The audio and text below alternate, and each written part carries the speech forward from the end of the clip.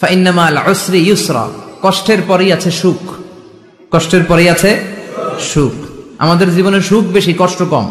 কয়দিন না খেয়েছিলাম, কয়দিন বিপদে পড়ছি, কয়দিন ডাকাইতে ধরছে, এক মাসের মধ্যে অসুস্থ থাকি কয়দিন আর সুস্থ থাকি কয়দিন, এটা হিসাব করে না। অসুস্থ যে ছিল খালি এটা খেয়াল রাখে, আছে না নাই?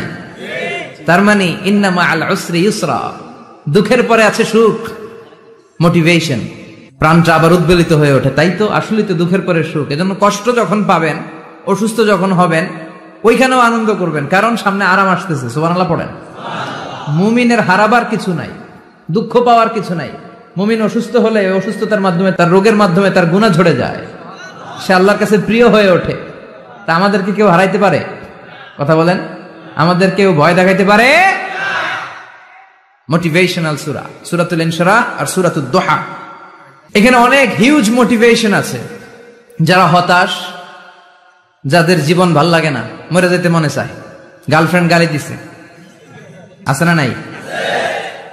আবার বয়ফ্রেন্ড গার্লফ্রেন্ডের গালি দিছে, এ ওড়না পেঁচায়া ফ্যানের মধ্যে ঝুলে আত্মহত্যা করে। কত বড় পাগল, তুই মরলি কেন? গালি দিছে তো কি হয়েছে? হ্যাঁ, বুঝতে চায় না, হতাশ হয়ে যায়। আর বয়স কম তো, ইচড়ে পাকা, অল্পতে কাবু হয়ে যায়। এই সূরাগুলো পড়ে না। এখানে আশার বাণী আছে। আজকে আমি জানি কথা শোনাবো আপনাদেরকে, শুরুতে আগে সংক্ষেপে বলে দিই। এই সূরার মূল কথা হচ্ছে, মানে সেন্ট্রাল থিম বা সাবজেক্ট ম্যাটার, সূরাতুদ দুহার কেন্দ্রীয় আলোচ্য বিষয় হচ্ছে নিরাশ হবেন না, হতাশ হবেন না, হাল ছাড়বেন না, ভরসা রাখবেন কার উপর? মুমিনরা নিরাশ হয়, হতাশ হয়, হাল ছাড়ে নাকি ভরসা রাখে? কার উপর ভরসা? কার উপর? না নৌকার উপর, ধানের শীষ, নাঙ্গল, হাত পাখা, দাড়িপাল্লা? ভরসা থাকবে একজনের উপর। চিল্লায় বলেন, তিনি কে? Never be sad, never lose hope. Every time you feel like you cannot go on, you feel so lost that you are so alone.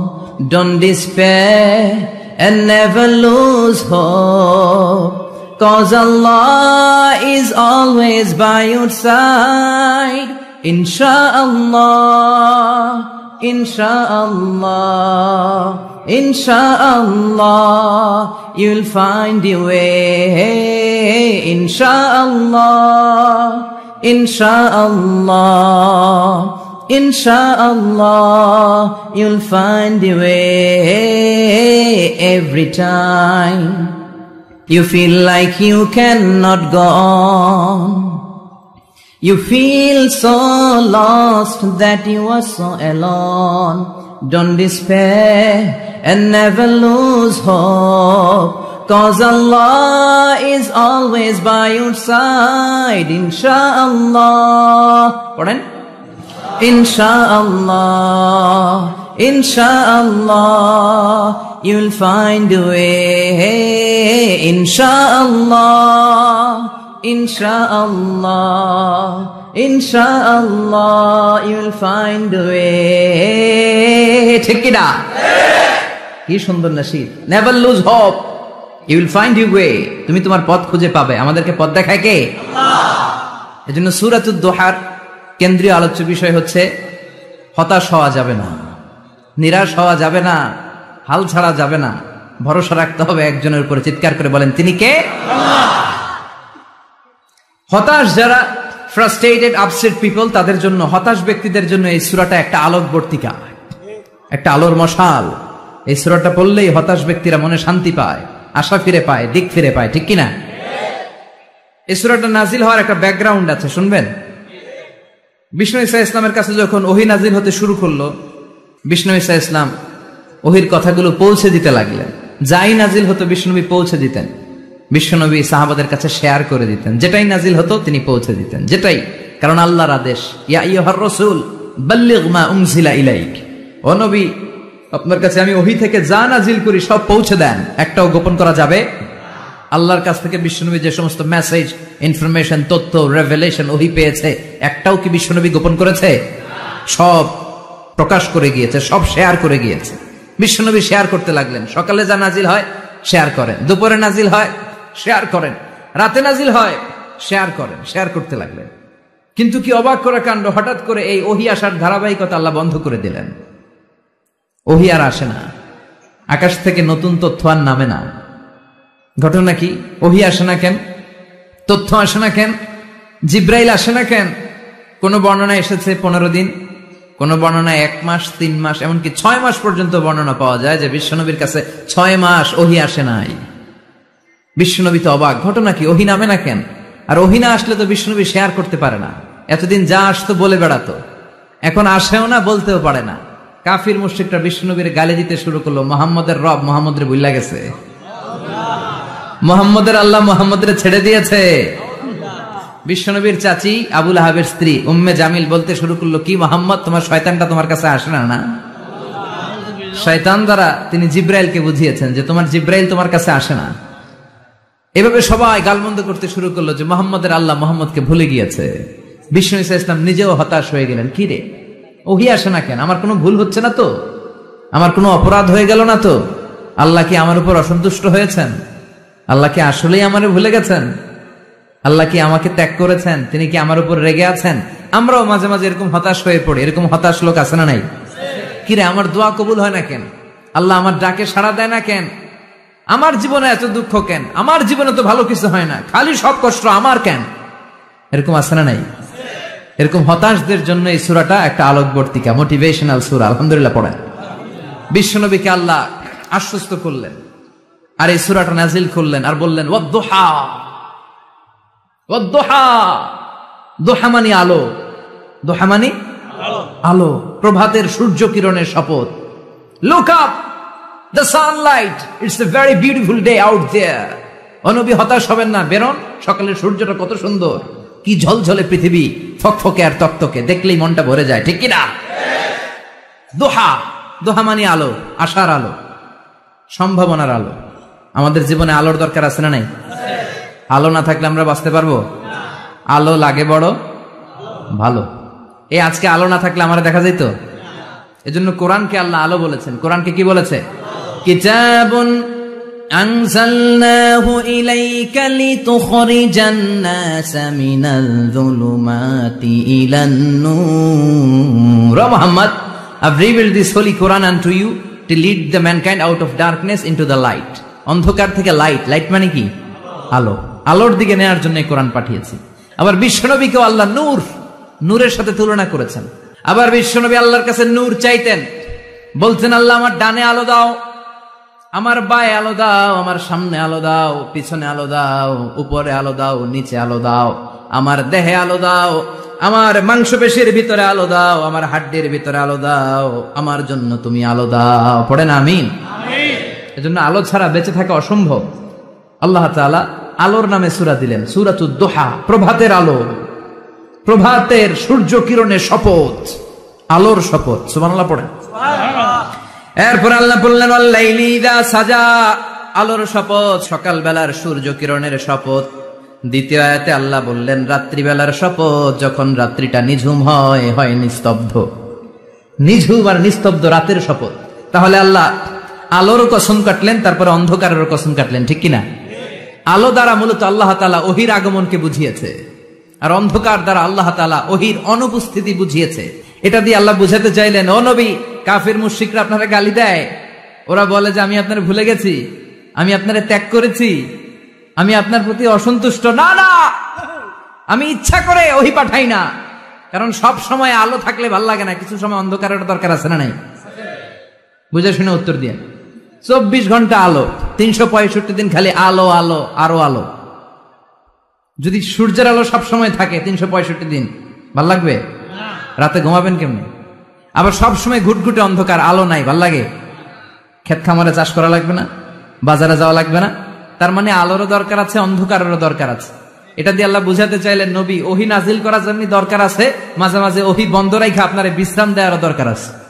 চিৎকার করে পড়েন আল্লাহু আকবার। এজন্য আল্লাহ বললেন ওয়াদ-দুহা ওয়াল-লাইলি ইযা সাজা মা ওয়াদ্দা'আকা রাব্বুকা ওয়া মা ক্বালা ওয়ালাল আখিরাতু খায়রুল লাকা মিনাল উলা। সুবহানাল্লাহ পড়েন। ও নবী, প্রভাতের সূর্য কিরণের শপথ, নিঝুম নিস্তব্ধ রাত্রিবেলার শপথ, আলো আর অন্ধকারের শপথ করে আমি বললাম, আপনার প্রভু আপনারে ভুলে যায় নাই, আপনার উপর অসন্তুষ্ট হয় নাই। আমি আল্লাহ ইচ্ছা করে ওহী বন্ধ রেখেছি, কারণ ওহির একটা পাওয়ার আছে। বারবার ওহী রিসিভ করলে আপনার স্নায়ু এটা সহ্য করতে পারবে না, আপনার দেহ এটারে বরদাস্ত করতে পারবে না। নবী, আমি আপনার প্রতি এত রহম দিল, এত ভালোবাসি, বারবার ওহী নিতে নিতে আপনার যে কষ্ট হয়, এই কষ্টটা আমার আল্লাহর সহ্য হয় না। এজন্য আমি আল্লাহ ইচ্ছা করে কিছুদিন ওহী বন্ধ রাখছি। সুবহানাল্লাহ পড়েন। তার মানে এই নয় যে আমি আপনারে ভুলে গিয়েছি, আমি আপনারে ছেড়ে দিয়েছি। আরে নবী, আমি তো আমার নামের সাথে আপনার নামকে জুড়ে দিয়েছি। লা ইলাহা ইল্লাল্লাহ মুহাম্মাদুর রাসূলুল্লাহ। যেখানে আমার আল্লাহর নাম, সেখানে বিশ্ব নবীর নাম আছে না নাই? আজান যখন দেই আল্লাহু আকবারের পরে বিশ্ব নবীর নাম আছে না নাই? একামতে আছে না নাই? আবার আল্লাহর জন্য যখন সালাত আদায় করি, শেষ বৈঠকে বিশ্ব নবীর উপর দুরূদ আছে না নাই? রাফা'না লাকা যিকরাক। ও নবী, আপনার নামকে আমি অনেক উপরে তুলে ধরেছি। আমার নাম যেখানে, আপনার নাম ওইখানে। গোটা বিশ্বব্যাপী আপনার নাম ছড়ায় যাবে। ওরা আপনারে গালি দেয় কবি বলে, ওরা গালি দেয় গণক বলে, ওরা বলে আপনি আবতার, লেস কাটা। আসলে যারা আপনারে গালি দেয় ওরাই লেস কাটা। ওরা আপনারে বলে আপনি নির্বংশ, আপনার ছেলেগুলো বেঁচে নাই, মেয়ে বেঁচে আছে, আপনার নাম নেয়ার কেউ থাকবে না। ওই আবু জাহেল, উতবা, সাইবা, ওদের নাম নেয়ার কেউ থাকবে না। আপনি লেসকাটা নন, আপনি নির্বংশ নন। ইন্না শানিয়াকা, চিল্লায় বলেন ইন্না শানিয়াকা। যারা আপনারা গালি দেয়, যারা আপনারা নিয়ে কটু কথা বলে, ওরাই লেসকাটা, ওরাই নির্বংশ। ওদের বংশকে আমি আল্লাহ নির্বংশ করে ছাড়ি। চিল্লায় বলেন ঠিক কিনা? ও নবী, মা ওয়াদ্দাআকা রাব্বুকা ওয়া মা ক্বালা। আপনার রব আপনারে পরিত্যাগ করে নাই, আপনারে ভুলে যায় নাই, আপনারে ছেড়ে দেয় নাই। আপনার রব ইচ্ছা করেই ওহী নাজিল বন্ধ করে রেখেছে। আমি ইচ্ছা করেই আপনারে প্রেসার দিতে চাই নাই গো নবী, কারণ ওহী রিসিভ করা অনেক কঠিন। এটা আস্তে আস্তে আপনি অভ্যস্ত হবেন। সুবহানাল্লাহ পড়েন। ওহীর একটা পাওয়ার আছে না নাই? আমরা তো কি মজায় মজায় কোরআন পাইছি। এই যে কি সুন্দর কোরআন নিয়ে বসি, পড়ি, তাফসীর করি, কি মজার কোরআন। আহা, এই কোরআনটা রিসিভ করতে যে বিশ্বনবীর কত কষ্ট হয়েছে। এই কোরআনকে আল্লাহ বলেছেন এটা কাওলান সাকিলা, very heavy and weighty word. এটা অনেক ওজনওয়ালা কথা। ইন্না সানুলকি আলাইকা কাওলান, এটার অনেক ওজন। এই কোরআনটা যদি পাহাড়ের উপরে নাজিল করা হতো, পাহাড়গুলো দুমড়ে মুচড়ে ভেঙে টুকরো টুকরো হয়ে খান খান হয়ে যেত। ঠিক কিনা? এত কঠিন বানিয়ে এটা। ও নবী, আমি আলোর সাথে ওহীর মিল ঘটিয়েছি, আলো দিয়ে ওহীকে বুঝিয়েছি। সূর্যের যেমনি কিরণ আছে, তেজ আছে, এই ওহীরও একটা তেজ আছে। এই তেজ, এই কিরণ আপনি সবসময় সহ্য করতে পারবেন না। এজন্য আমি ইচ্ছা করে কিছুদিন ওহী নাজিল করা বন্ধ করে রেখেছি। সুবহানাল্লাহ পড়েন। ইচ্ছে করে আমি নাজিল করি নাই। সব সময় নাজিল হলে আপনার ভাল লাগতো না। বুখারীর বর্ণনা, মা আয়েশা বলতেন, শীতের রাতে, কনকনে মাঘ মাসের শীতের রাতে যখন বিশ্বনবীর উপর কোরআনের আয়াত নাজিল হতো, বিশ্বনবী ঘেমে ঘেমে একাকার হয়ে যেতেন। হাত্তা লা ইয়াতাফাসসাদু জাবিনুহু আরাকান। বিশ্বনবীর দাড়ি আর থুতনি বেয়ে ঝরঝর করে পানি পড়তো। আমরা কম্বল গায়ে দিয়ে থাকি আর বিশ্বনবী ঘামে। সুবহানাল্লাহ কইবেন না? এটা কাওলান সাকিলা, অনেক ওজনওয়ালা কথা। আবার বিশ্বনবী যখন ওটের উপরে বসে থাকা অবস্থায় কোরআনের আয়াত নাজিল হতো, ওটের বুকটা মুহূর্তের মধ্যে বালুর মধ্যে, জমিনের মধ্যে লেগে যেত। ঘোড়ায় চড়া অবস্থায় বিশ্বনবীর কাছে যখন কোরআন নাজিল হতো, ঘোড়ার পা গুলো মরুভূমির বালুতে দেবে যেত। মাঝে মাঝে বিশ্বনবী সাহাবাদের রানের উপরে, পায়ের উপরে মাথা দিয়ে শুয়ে পড়তেন, ক্লান্ত শ্রান্ত। যায়েদ বিন হারেসা, বিশ্বনবীর পালক পুত্র, তার পায়ের উপরে মাথা রেখে বিশ্বনবী একবার কথা বলতে বলতে ঘুমিয়ে পড়লেন। ঘন্টাখানিক ঘুমালেন। যায়েদ বিন হারেসা বলে, আমার কাছে তেমন কোনো কষ্টই হচ্ছে না, বিশ্বনবীর মাথাটা খুব বেশি ওজন মনে হচ্ছে না। ঘন্টাখানিক পর বিশ্বনবী চোখ খুললেন, আর খোলা মাত্রই ওনার উপর ওহী কোরআনের আয়াত নাজিল করতে শুরু করলো। কে? যায়েদ বিন হারেসা বলে, যখনই কোরআনের আয়াত নাজিল হতে শুরু করলো, আমার মনে হচ্ছে বিশ্বনবীর মাথাটা 50-60 কেজি ওজন বেড়ে গিয়েছে। বিশ্বনবীর মাথার ওজনে আমার পায়ের রান ফেটে যাবে, আমার পায়ের হাড্ডি ফেটে যাবে, আমার পাটা ভেঙে খান খান হয়ে যাবে মনে হচ্ছিল। তার মানে কোরআনের আয়াত যখন নাজিল হয়, বিশ্বনবীর উপর একটা প্রেসার আছে না নাই?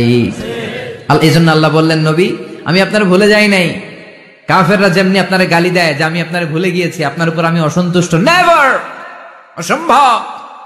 আমি আপনার উপর কখনো অসন্তুষ্ট নই। বরং আমি ইচ্ছা করি আপনার উপর থেকে প্রেসার কমিয়ে দেওয়ার জন্য কয়েকদিন ইচ্ছা করে আপনার ছুটিতে রাখছি। সুবহানাল্লাহ পড়েন, যাতে করে আবার এনার্জি গায়ে নেওয়ার পরে নতুন করে কোরআনের আয়াত রিসিভ করার জন্য আপনি সক্ষম হন। চিল্লায় পড়তে হবে আল্লাহু আকবার।